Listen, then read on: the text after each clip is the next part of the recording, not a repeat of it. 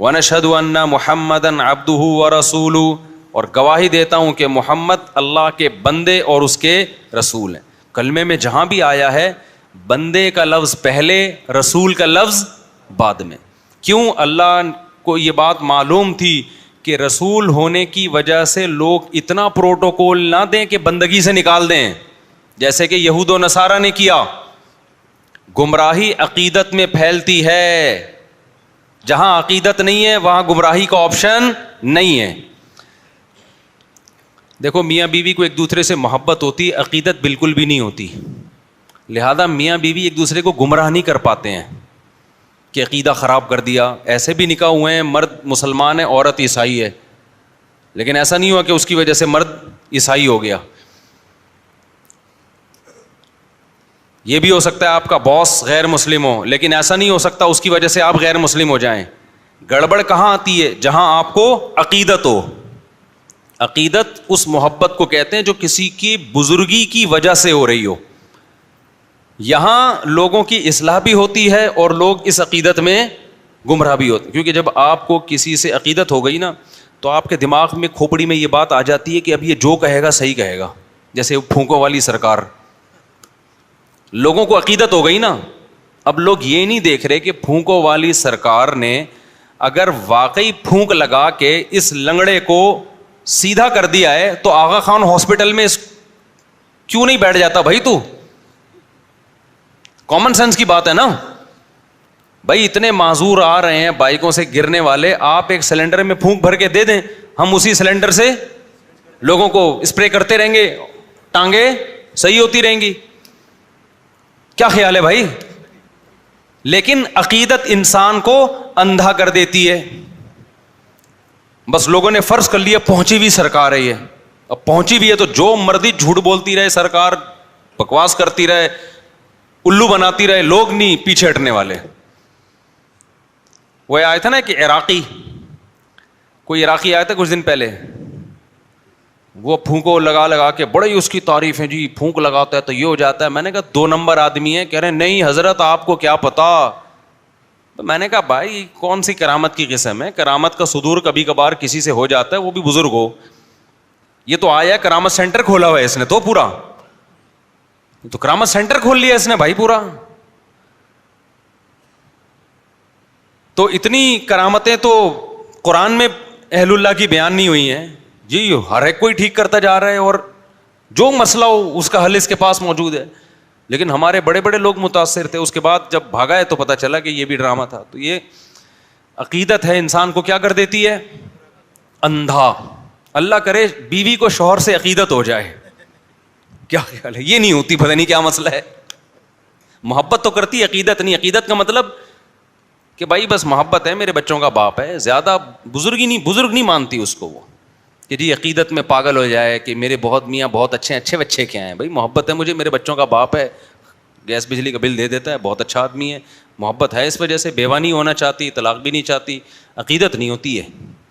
عقیدت کس سے ہوتی ہے؟ علماء سے, بزرگوں سے, مذہبی رہنماؤں سے. اب جس سے عقیدت ہو گئی وہ اگر ٹھیک ہے تو آپ اس سے عقیدت کی وجہ سے ٹھیک ہو جاؤ گے, اور جس سے عقیدت ہوئی ہے وہ اگر 2 نمبر ہے تو آپ اس سے عقیدت کی وجہ سے گمراہ ہو جاؤ گے. اس لیے عقیدت بہت محبت کر لو جس سے چاہو, اتنا بھی نہیں ہے کہ جس سے چاہو کرو, لیکن اس میں وہ اتنی خطرناک چیز نہیں ہے. عقیدت کرنے سے پہلے نا, کسی کو اچھا سمجھنے سے پہلے, اس کی بزرگی کا عقیدہ دل میں بٹھانے سے پہلے بہت دفعہ سوچو, پرکھو اس کو 20 طریقے سے. اسی وجہ سے ہم یہ کہتے ہیں کہ کسی کو بزرگ مان لینا, یا بزرگ مان لینے میں تو حرج نہیں ہے, بزرگ بنا لینا کہ اس سے اصلاحی تعلق قائم کر لینا کہ آج سے میرے یہ پیر صاحب ہیں. لوگ کہتے ہیں نا مرشد پیر بنایا ہوا ہوتا ہے نا. رشتہ تلاش کرنے میں اتنی تگ و دو نہ کیا کرو, لیکن کسی بزرگ سے بیعت ہونے میں اس سے زیادہ ٹینشن اٹھایا کرو, اس کو پرکھا کرو. سمجھتے ہو کہ نہیں سمجھتے؟ لوگ بیعت ہوتے ہیں نا, فلاں بزرگ کے ہاتھ پہ بیعت ہو گیا, اس سے اصلاح لے رہا ہوں, یہ بہت مبارک عمل ہے, اس کے بڑے فائدے ہوتے ہیں. لیکن یہ جب مبارک عمل ہے جب جس کے ہاتھ پہ بیعت ہو رہے ہو وہ 2 نمبر آدمی نہ ہو, وہ کیا ہو؟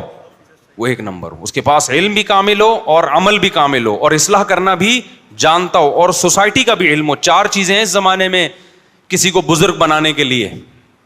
چاروں میں سے ایک شرط بھی مارکیٹ سے شارٹ ہوگی نا, وہ الٹا نقصان ہوگا آپ کو.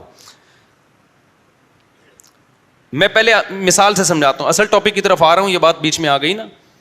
دیکھو, جب آپ کسی سے جسمانی علاج کراتے ہو, بزرگ کیا کہتے ہیں, جس سے روحانی علاج کرایا جائے. روحانی کا مطلب وہ جن چڑیل بھوت والا نہیں, وہ تو بزرگ ہوتے ہی نہیں ہے. اس کے لیے شرط ہے کہ بزرگ نہ ہو تو ہوگا وہ.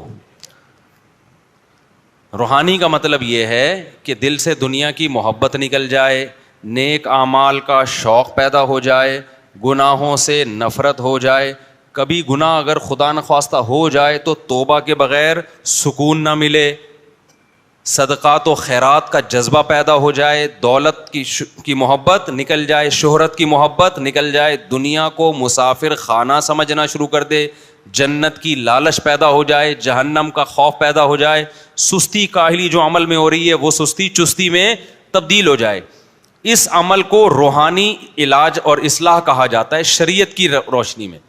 انسان کی زندگی کے 2 پہلو ہیں, ایک جسمانی اور ایک روحانی. جسمانی ڈاکٹر کہلاتے ہیں, روحانی ڈاکٹر بزرگ کہلاتے ہیں. سمجھ میں آ رہی ہے بات کہ نہیں آ رہی ہے؟ صحابہ کرام جسمانی علاج حکیم اور طبیب سے کرواتے تھے, روحانی علاج کے لیے اللہ نے کس کو بھیجا؟ محمد صلی اللہ علیہ وسلم کو. کیا مطلب؟ یزکیہم, نبی کا کام ہے ان کا تزکیہ کرنا, ان کو گناہوں سے پاک کرنا, توبہ کروانا, ان سے عقیدہ بھی پاک ہو جائے اور عمل بھی پاک ہو جائے. تو یہ روحانی. تو نبی کے بعد صحابہ روحانی معالج تھے, تابعین کے بعد تابعین تبع تابعین کے لیے. یہ سلسلہ سینہ بسینہ آج تک چلا آ رہا ہے. یہ جو 4 سلسلے ہیں نا, نقش بندی, قادری, سہراوردی اور چشتی, یہ چاروں سلسلے اسی کی کڑی ہیں. ایک کہ باقاعدہ پھر اہل اللہ نے, اللہ والوں نے اس کو باقاعدہ ایک مرتب کیا, اس کو ایک نظام بنایا. جیسے فقہ پہلے بکھرا ہوا تھا نا, فقی مسائل, لیکن اس بکھرے ہوئے کام کو فقہا نے سمیٹ کے 4 سلسلوں میں بند کر دیا. حنفی, مالکی, شافعی, حنبلی, چاروں برحق ہیں. تو ایسے ہی جو اصلاح امت کا کام تھا نا, جس کو تصوف نام دیا جاتا ہے, یہ روحانی علاج کہا جاتا ہے, یہ بھی بکھرا ہوا تھا. تو یہ 4 سلسلوں میں کیا ہو گیا؟ بند ہو گیا. چشتی, قادری, سہراوردی اور نقش بندی, اس میں بڑے بڑے بزرگ گزرے ہیں. اب جیسے یہ جو 4 سلسلے حنفی, مالکی, شافعی, حنبلی, اس میں بڑے بڑے فقہا گزرے ہیں لیکن بدعتی بھی گزرے ہیں. تو ایسے ہی یہ 4 تصوف کے سلسلے میں بڑے بڑے اللہ والے گزرے, مگر 2 نمبر بھی گزرے ہیں. کیونکہ فوراً لوگ مثال دیتے ہیں وہ فلاں 2 نمبر تھا. بھائی 2 نمبر تو ہر طبقے میں ہوتے ہیں نا, اس کا یہ مطلب تھوڑی ہوتا کہ سلسلہ ہی غلط ہو گیا.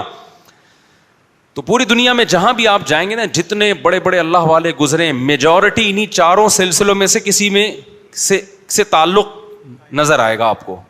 تو یہ کس کے لیے؟ روحانی علاج. اب روحانی علاج کا مطلب سمجھ گئے؟ کیونکہ یہ عامل لوگ پھر کیش کراتے ہیں, دیکھو مفتی صاحب بھی روحانی علاج کے قائل ہیں, لہذا آئیے چڑیل ہم سے بھگوائیے. وہ روحانی علاج نہیں.